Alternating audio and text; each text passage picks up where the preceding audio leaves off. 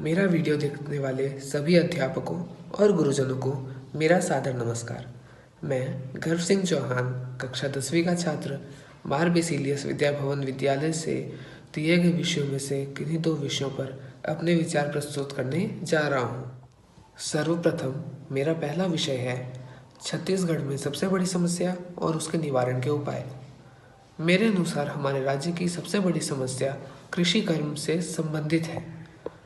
हमारे यहाँ सिंचाई के साधनों में उन्नति के बजाय ज़्यादातर किसान सिंचाई के लिए बरसात पर निर्भर हैं। ऐसी बढ़ती जनसंख्या में यह एक बहुत बड़ी चुनौती है। यहाँ पर विरासत के अधिकार के कारण हमारी उपजाऊ ज़मीन धरती के टुकड़े मात्र बनकर रह गई है। ऐसी छोटी छोटी ज़मीनों पर कृषि उपकरणों का भी प्रयोग करना बहुत मुश्किल हो गया है। इसलिए इसके लिए हमारे सारे किसान भाइयों को एक साथ आके कृषि उपकरणों का इस्तेमाल करना चाहिए। हमारे किसान सरकारी समर्थन मूल्य के लालच में धान एवं रबी की फसल की खेती करते हैं। किसानों को इन अनाजों के अलावा उच्च मूल्य वाली फसलों की खेती करनी चाहिए। यह उनकी जानकारी की कमी के कारण हो रहा है। वह इस बात से अनभिज्ञ हैं कि इससे उनकी कमाई में बढ़ोतरी होगी और पर्यावरण का शोषण भी काफ़ी हद तक रुक जाएगा। इसका परम कारण है कि फूल, फल, सब्जियां उगाने में रबी, धान या गन्ने से कम सिंचाई लगती है। इसलिए किसानों को उच्च मूल्य वाली फसलों की खेती करनी चाहिए और वो भी जैविक किसानी से, जिसे हम अंग्रेजी में ऑर्गेनिक फार्मिंग भी कहते हैं।